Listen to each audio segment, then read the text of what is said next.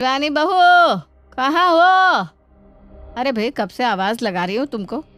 तुम अपने कमरे में क्या जाती हो? मुझे तो लगता है कि गूंगी बहरी हो जाती हो। हमारी आवाज सुनाई देनी बंद हो जाती है क्या? नहीं नहीं मम्मी जी, ऐसी बात नहीं है। वो मैं कॉल पर थी ना, इसलिए सुनाई नहीं दिया कि आप बाहर से आवाज़ लगा रही हैं। वही तो समस्या है ना, हर समय फोन पर रहती हो। हमसे ज्यादा सौभाग्यशाली तो तुम्हारे मायके वाले हैं। दूर होकर भी दिन के 15 घंटे तुम्हारे साथ होते हैं। एक हम है, इस घर में रहकर भी तुम्हारी शक्ल देखने को तरस जाते हैं। ऐसी बात क्यों कर रही हैं मम्मी जी? थोड़ी देर पहले तक तो आपके सामने ही काम कर रही थी। बस अभी अभी मम्मी का फ़ोन आया तो उनसे बात करने लगी। हाँ भाई, कर लो बात। फिर बाद में कहीं तुम्हारी मम्मी ये ना कहने लगे कि हमारी बेटी को तो मायके में बात भी नहीं करने देते। और ससुराल वाले तो वैसे ही बदनाम होते हैं। पूर्णिमा के जाने के बाद। क्या बात है बेटा, पूर्णिमा जी कुछ नाराज़ लग रही है। कुछ बात हो गई है क्या? नहीं मम्मी, ऐसी कोई बात नहीं है, मैं पूछ कर आती हूँ। हाँ हाँ बेटा, तू जा और घर के काम निपटाना, उसके बाद ही मुझे कॉल किया कर। हाँ, नई नई शादी है, इससे अच्छा नहीं लगता, और हम नहीं चाहते कि बहन जी के मन में कोई भी बात आए। ठीक है मम्मी, आप परेशान मत हो, मैं ध्यान रखूंगी। ये मम्मी जी ने ठीक नहीं किया। अरे अगर उन्हें मुझसे कोई प्रॉब्लम थी तो मुझे कहना चाहिए था। मम्मी को सुनाकर कुछ भी बोलने की क्या जरूरत थी? क्या सोच रही होंगी मम्मी कि हम दोनों सास बहू में ज़रूर कोई मन मुटाव हुआ है। वैसे ही मम्मी का ब्लड प्रेशर इतना हाई रहता है। अब मैं चाहे जितना भी उन्हें समझाऊं, वो इसी बारे में सोचती रहेंगी और अपनी तबीयत खराब कर लेंगी। क्या बात है मम्मी जी, आपको कुछ काम था क्या? नहीं बेटा, काम तो मैंने अपने आप कर लिया। अरे तुम जाओ, अपनी मम्मी से बात कर लो, कहीं कोई बात अधूरी ना छूट जाए। मैंने फ़ोन रख दिया है मम्मी जी, और मम्मी की तबीयत ठीक नहीं रहती, इसलिए मैं 2 मिनट के लिए फ़ोन करके उनकी तबीयत के बारे में पूछ लेती हूँ। बाकी तो पूरा समय आप लोगों के साथ ही रहती हूँ ना मैं। अरे क्या बार बार हमारे साथ रहती है, हमारे साथ रहती है का ताना सुना रही है? शादी हुई है तो ससुराल में ही रहोगी ना। 25 साल तो मायके रह कर आई हो। मायके से पेट नहीं भरा क्या है? क्या घड़ी घड़ी फोन करके मम्मी मम्मी करती रहती हो? अरे बेटा, अब कुछ नए रिश्ते बने हैं जीवन में, थोड़ा सा समय अपने नए रिश्तों को भी दे दो। कहीं ऐसा ना हो कि नए रिश्ते जुड़ ही ना पाए और तुम पुराने रिश्तों में ही उलझी रह जाओ। सास की बात का जवाब तो शिवानी के पास था, लेकिन वो इन बातों का जवाब देकर नई नई शादी में सास की नज़रों में बदतमीज नहीं बनना चाहती थी, क्योंकि पिछले 1 महीने से उसे इतना तो समझ में आ ही गया था कि बहू जब तक चुप रहती है तभी तक संस्कारी लगती है, लेकिन जिस पल वो अपने हक में 2 शब्द बोल देती है, उसी पल से बदतमीज करार दे दी जाती है। सिर्फ इसी बदनामी और लांछन से बचने के लिए अधिकतर पढ़ी लिखी, समझदार और सभ्य लड़कियां ससुराल में ताने सुनने के बाद भी घुट घुट कर जीना बर्दाश्त कर लेती है। अरे मुंह लटका कर खड़े होने की जरूरत नहीं है, खुशी का मौका है, जरा अपनी शक्ल ठीक कर लो। तुम्हारी ननद आ रही है आधे घंटे में, थोड़ी तैयारी कर लेना। ठीक है मम्मी जी, मैं तैयारी कर लेती हूँ। मुझे मायके बात करते देख मम्मी जी को इतनी दिक्कत हो गई है कि मुझे 10 बातें सुना दी, जबकि मैं सिर्फ मम्मी की तबीयत पूछ रही थी। और आशी दीदी हफ्ते में 2 से 3 चक्कर मायके के लगा कर जाती हैं, लेकिन जब अपनी बेटी आती है ना, तब तो मम्मी जी दुनिया की सबसे प्यारी माँ बन जाती है। उस समय ये बात उन्हें याद नहीं आती कि उनकी बेटी भी किसी के घर की बहू है। जैसे उनकी बेटी समय निकाल कर अपने माँ बाप से मिलने आती है, उनकी बहू भी तो जा सकती है। बहू के माँ बाप नहीं होते क्या? शिवानी के मन में सैकड़ों सवाल डगमगा रहे थे, लेकिन एक अच्छी बहू की तरह उसने अपने मुंह पर ताला लगाया और ननद के स्वागत की तैयारी में लग गई। 3 दिन बाद। शिवानी बेटा, आशी आएगी आज, थोड़ी तैयारी कर लेना। मम्मी जी दीदी आ रही है तो उनके लिए समोसे बना लूं? हाँ हाँ बेटा, ऐसा कर, समोसे के साथ ना थोड़ी सी पकौड़ियाँ भी उतार लेना। उससे आलू प्याज की पकौड़ी बहुत पसंद है। और ये सॉस वॉस मत रखियो उसके आगे, हरी चटनी पीस ले थोड़ी सी। ठीक है मम्मी जी, मैं बना देती हूँ। थोड़ी देर में ननद आशी अपने मायके आ गई। बेटी के घर आते ही पूर्णिमा एक नए ही अवतार में आ गई थी। मुस्कान तो जैसे उसके चेहरे से हटी नहीं रही थी, और बोली में ऐसी मिठास भर गई थी जैसे उसने शक्कर की पूरी बोरी निगल ली हो। आशी बेटा, आज तो मैं सुबह से तुझे बहुत याद कर रही थी। बार बार मेरे मन में ख्याल आ रहा था कि आशी आ जाती तो हम दोनों माँ बेटी बैठकर साथ में गरम गरम पकौड़े खाते। और देख, तू सच में आ गई। वैसे सच्चे मन से याद करो ना किसी को तो भगवान सुनते जरूर है। अरे मम्मी, कह तो आप ऐसे रही हो जैसे 2-3 साल पहले मिली थी मुझसे। अभी 3 दिन पहले तो आके गई थी मैं आपसे मिलने के लिए। अरे बेटा, मैं माँ हूँ तेरी। माँ का दिल तू तब समझेगी जब खुद माँ बनेगी। बेटा, अपने बच्चों को देखे बिना एक एक मिनट कैसे कटता है, बस माँ का दिल ही जानता है। मैं तो हर पल तुझे याद करती हूँ। मेरा बस चले तो तुझे यहीं रख लूँ, मैं जाने ही ना दूँ। लेकिन दुनियादारी है बेटा, बेटियों को विदा करके ससुराल भेजना ही पड़ता है, नहीं तो दुनिया वाले जीने नहीं देते। छोड़ो ना मम्मी, क्या बात बात पे इमोशनल होते रहते हो। पकौड़े खाओ ना, कितने अच्छे पकौड़े बनाए हैं भाभी ने। भाभी, आओ ना आप भी पकौड़े खाओ। सच्ची में बहुत अच्छे पकौड़े बने हैं आपके हाथ के। अरे नहीं नहीं दीदी, आप लोग खाइए, मैं थोड़े समोसे भी बना रही हूँ। अरे भाभी, सच्ची आपके हाथ के पकवान खाने के बाद ना मेरा तो अपने ससुराल जाने का मन ही नहीं करता। कहाँ आपके हाथ के गर्मा गर्म पकौड़े खाने का सुख, और कहाँ वहाँ जाकर गर्मी में सबके लिए अपने हाथ से रोटियां बेलने का दुख। इतनी गर्मी में मेरी तो गैस के सामने जाने की हिम्मत ही नहीं होती।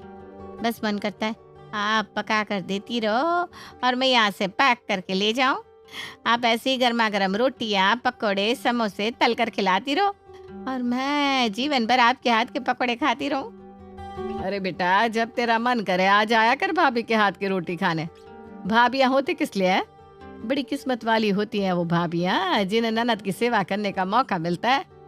अरे मम्मी, मैं आपको एक इम्पोर्टेंट बात बताने आई थी, वो तो भूल ही गई। एक सरप्राइज है आपके लिए। ये जो नुक्कड़ वाला प्लॉट खाली था ना, इस प्लॉट के लिए काफी दिन से ऋषि लगे हुए थे। फाइनली वो प्लॉट हमें मिल गया। अब आप चिंता मत करो, बहुत जल्दी मैं आपके पड़ोस में शिफ्ट होने वाली हूँ। और भाभी, आप भी ना अपने पकौड़े और समोसे तैयार कर लो। अब तो मैं रोज आने वाली हूँ आपके हाथ के पकौड़े खाने के लिए।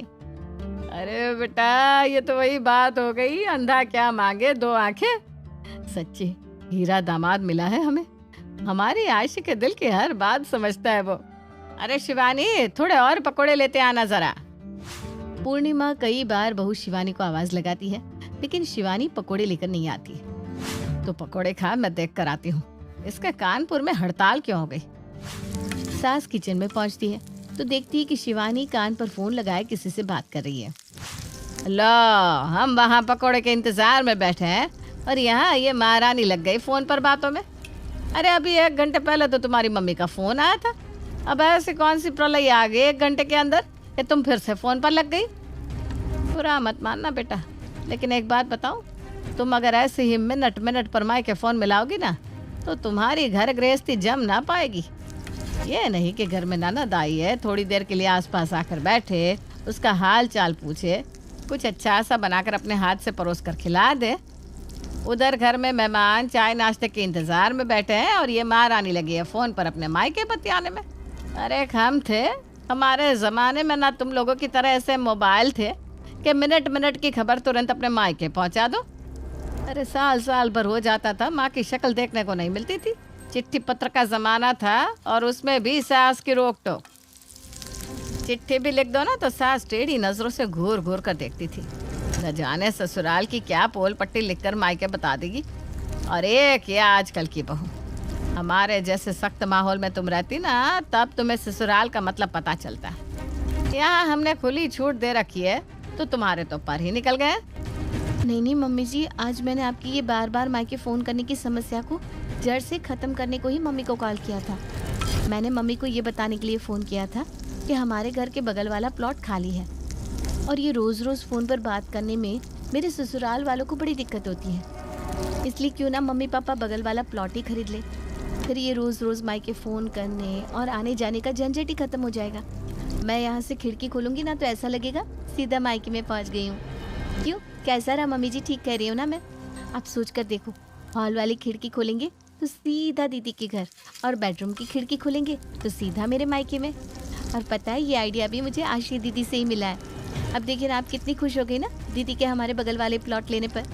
मुझे पक्का पता है मेरी मम्मी को भी मेरे घर के पड़ोस में रहने में बहुत ही खुशी होगी, और आपको भी इस बात से क्या ही दिक्कत होगी मम्मी जी। ठीक कहा ना? शिवानी ने एक ही पटखनी में सास को चारों खाने चित कर दिया था। अरे बेटा, इतना अच्छा घर है तुम्हारा, तुम्हारे मम्मी पापा को क्या जरूरत है उसे बेचकर यहाँ पर फिर से मकान बनवाने की। और बेटा फोन पर बात करने का क्या है? हमने कभी तुम्हें टोका है क्या? भाई पहले की बात और थी, आज की बात और है। तुम कर लिया करो बेटा बात, जितनी देर तुम्हारा मन करे उतनी देर बात करो। तुम्हें भी तो अपने मम्मी पापा की चिंता होती होगी ना, तुम इकलौती बेटी जो ठहरी उनकी। देखा आपने कैसे घी निकालने के लिए शिवानी ने उंगली टेढ़ी नहीं की, घी का बर्तन ही गैस पर रख दिया। गर्माहट मिलते ही घी कैसे पिघल गया वो तो आप देख ही चुके हैं। खुशी अपने पति उमेश और बेटे जय के साथ खुशी खुशी अपना जीवन बिता रही है, लेकिन उसकी खुशियाँ ज़्यादा समय तक टिक नहीं पाई, क्योंकि उमेश का किसी और लड़की के साथ चक्कर चल रहा है। और जब खुशी को इस बात का पता चला तो उसने इस बारे में अपने पति से बात की। उमेश, ये तमन्ना कौन है? कौन तमन्ना? मैं तो किसी को नहीं जानता। वही तमन्ना जिसके आपके फ़ोन पर अश्लील मैसेजेस आते हैं। अरे वो तमन्ना, वो तो मेरे साथ काम करती है, वो ऐसे ही मजाक करती रहती है। अच्छा, मजाक करती है? आप दोनों की चैट पढ़ी है मैंने। बाबू, सोना, जानू, ये सब मजाक में बोलती है। जो आपको किस भी भेजती है और आप उसे बहुत कुछ सेंड करते हो, सब मजाक में करते हो। ठीक है, मैं भी मजाक में किसी आदमी को ये सब भेज दूंगी, तब देखती हूँ कैसा लगता है आपको। उमेश खुशी को जोरदार थप्पड़ मारकर कहता है, कुछ ज्यादा जुबान नहीं चल रही तुम्हारी? समझती क्या हो अपने आप को? हाँ, तमन्ना है मेरी गर्लफ्रेंड और बहुत प्यार करता हूँ मैं उससे। क्या कर लोगे तुम? आपको शर्म नहीं आती? आप शादीशुदा हो, एक बच्चे के बाप हो, फिर भी ऐसी हरकतें कर रहे हो। मैं ऐसी ही हरकतें करूँगा? मैं तुम्हें छोड़ भी सकता हूँ, लेकिन तमन्ना को नहीं। अगर इस घर में रहना है तो ये सब बर्दाश्त करना ही होगा। नहीं बर्दाश्त कर सकती मैं ये सब। और तुम जैसे अय्याश और धोखेबाज का साया मैं अपने बेटे पर नहीं पड़ने दूंगी। दफा हो जाओ यहाँ से और ले जाओ उसे भी, लेकिन याद रखना उसकी स्कूल की फीस, ट्यूशन की फीस और उसके खर्चे के लिए मैं 1 रुपया भी नहीं दूंगा। तुम खुद इंतज़ाम करोगी या तुम्हारे मायके वाले देंगे? उस दिन खुशी और उमेश में बहुत झगड़ा हुआ और वो अपने मायके आ गई। उसने अपनी माँ लाजो और पिता मुकेश को सारी बात बता दी। मुझे तो यकीन नहीं हो रहा कि दामाद जी ऐसा कर सकते हैं। बेटा, अब जैसा भी है, जो भी है, वो तेरा पति है। तुझे रहना तो उसी के पास पड़ेगा। लेकिन माँ, मैं उसके पास कैसे रह सकती हूँ? उनके अंदर कोई भी कमी होती तो मैं बर्दाश्त कर लेती, लेकिन किसी दूसरी औरत का चक्कर मैं बर्दाश्त नहीं कर सकती। और जय का क्या माँ? उसके ऊपर अपने बाप की गंदी हरकतों का क्या असर पड़ेगा? बेटा तेरी सारी बातें ठीक है, लेकिन तू खुद ही सोच, हमने तेरी शादी में कितना पैसा लगाया है। बहुत कर्ज हो गया था हमारे ऊपर, हम अब तक वो कर्जा दे रहे हैं। बेटा, तेरा छोटा भाई भी अब पढ़ लिख रहा है, उसकी पढ़ाई में भी बहुत पैसा लगेगा। ऐसे में तुम दोनों की जिम्मेदारी हम कैसे उठाएंगे? तेरे छोटे भाई को इस सब के बारे में पता चला तो वो ठीक से पढ़ भी नहीं पाएगा। इसलिए हम तो तुझे यही सलाह देंगे बेटा कि तू अपने ससुराल जा और अपने पति को बदलने की कोशिश कर। खुशी को अपने माता पिता की बात समझ में आ जाती है, लेकिन उसे ये भी अच्छी तरह से पता था कि उसका पति कभी नहीं सुधरने वाला। पर खुशी के पास कोई और रास्ता भी नहीं था, इसलिए वो बेचारी दोबारा अपने पति के घर चली गई। उसे देखकर उसका पति कहता है, आ गई वापस? निकाल दिया तेरे माँ बाप ने तुझे घर से? पता था मुझे, वो भिखारी तुझे और तेरे बच्चे को रख नहीं पाएंगे। तमीज से बात करो। मेरे घर वाले गरीब जरूर है, लेकिन तुम्हारी तरह घटिया नहीं है। उमेश दोबारा से खुशी के गाल पर थप्पड़ मारता है। अपनी ये बकवास बंद कर। पति की इज्जत कैसे की जाती है भूल गई क्या? चल जाकर खाना बना। खुशी चुपचाप खाना बनाने चली जाती है। इसके बाद उमेश खुशी पर बहुत अत्याचार करने लगा, क्योंकि उसे पता था कि खुशी के माता पिता बहुत गरीब और शरीफ लोग हैं। वो उमेश का कुछ नहीं बिगाड़ सकते थे। एक दिन गांव से उमेश की माँ सरस्वती आई। माँ, अच्छा हुआ जो आप आ गई। मैं यहाँ बहुत अकेलापन महसूस करती हूँ। अरे बहू, कैसी बात कर रही हो? तेरा बच्चा है, पति है, फिर भी तू अकेली है। चल कोई बात नहीं, कभी कभी लगता है ऐसा कि सब कुछ होते हुए भी हम अकेले हैं। माँ जी, आप बैठिए, मैं आपके लिए चाय बना कर लाती हूँ।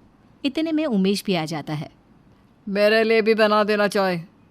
माँ, मुझे बता देती, मैं आपको स्टेशन लेने आ जाता। अरे बेटा, मुझे लगा तू व्यस्त होगा। अच्छा, वो कहाँ है मेरा शरारती बेटा जय? माँ, वो स्कूल गया है, बस आता ही होगा। इतने में खुशी चाय बनाकर ले आई। उमेश ने चाय पीते ही खुशी को सुनाना शुरू कर दिया। ये क्या बनाया है? तुम्हें अभी तक चाय बनानी नहीं आई? घर में पड़ी पड़ी करती क्या रहती हो? चाय बनाना ही सीख लिया होता। अरे बेटा, क्या हो गया है? चाय अच्छी तो बनाई है बहू ने, क्यों इतना सुना रहा है बहू को? इसी तरह उमेश अपनी माँ की भी शर्म नहीं करता और उसके मन में जो आता वो अपनी पत्नी को सुना देता। इसी तरह एक सुबह उमेश जोर जोर से चिल्ला रहा था। खुशी, खुशी, मेरे जूते कहाँ हैं? मुझे नहीं पता कहाँ है, खुद देख लो।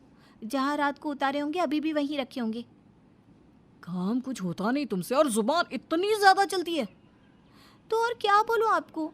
आपको तो हर चीज़ हाथ में चाहिए। मैं जय को तैयार कर रही हूँ, उसे स्कूल के लिए देर हो जाएगी ना। जब से माँ ये देख रहा हूँ, तेरे तो तेवर ही बदल गया। रुक, अभी तुझे सबक सिखाता हूँ। ये बोलकर उमेश ने खुशी पर फिर से हाथ उठा दिया। सरस्वती ने जब ये सब देखा तो उसे अच्छा नहीं लगा। उसने उमेश को बहुत खरी खोटी सुनाई। उमेश वहाँ से चला गया। उसके बाद सरस्वती ने अपनी बहू से पूछा, बहू, उमेश तेरे साथ जानवरों की तरह पेश आता है, तो चुपचाप क्यों सहती रहती है? जवाब क्यों नहीं देती?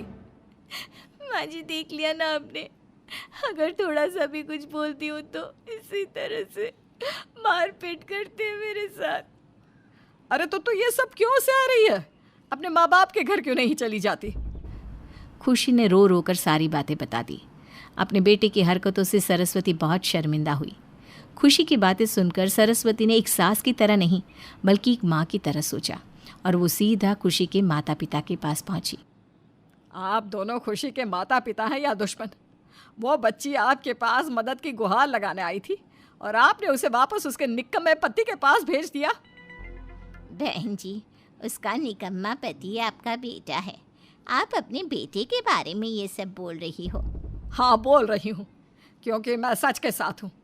मेरे बेटे ने गलती की है, उसकी सज़ा मैं उसे देकर रहूँगी, लेकिन आप दोनों को भी मेरा साथ देना होगा। सरस्वती अपने बेटे और बहू का तलाक करवाने का फैसला कर लेती है। पहले तो सरस्वती अपनी बहू को समझाती है। बहू, यही तुम्हारे और जय के लिए ठीक रहेगा। तुम उमेश के साथ खुश नहीं रह सकती। लेकिन माँ, वो मेरे पति है और अगर मैंने उनसे तलाक ले भी लिया तो मैं जाऊंगी कहाँ, करूंगी क्या? और ऐसे पल पल अपना आत्मसम्मान मार कर जिंदा रहना मंजूर है तुम्हें? अरे जरा जय के बारे में सोच, वो अपने बाप की तरह निकला तो। खुशी ये बात सुनकर सोच में पड़ गई और उसने अपनी सास की बात मानने का फैसला कर लिया। उसके बाद सरस्वती तलाक के पेपर लेकर अपने बेटी के पास गई और उससे कहने लगी, चल उमेश बेटा, इन पेपर्स पर साइन कर दे। लेकिन माँ, ये तो तलाक के पेपर हैं। हाँ, तो तू खुशी को तलाक दे और आराम से तमन्ना के साथ रह। और हाँ, अगर तूने खुशी को तलाक नहीं दिया ना, तो मैं तुझे जायदाद से बेदखल कर दूंगी। सरस्वती की धमकी से डरकर उमेश खुशी को तलाक दे देता है। सरस्वती अपनी बहू की दूसरी शादी करवा देती है। वो खुशी को नई जिंदगी शुरू करने के लिए बहुत सारा पैसा देती है। इसके अलावा अपनी जायदाद का आधा हिस्सा जय के नाम कर देती है। सरस्वती के इस काम से खुशी के माता पिता भी बहुत खुश होते हैं। वहीं दूसरी तरफ उमेश अकेला रह जाता है, क्योंकि अब आधी जायदाद वाले पति में तमन्ना को भी इंटरेस्ट नहीं था। वो उसे छोड़कर चली जाती है।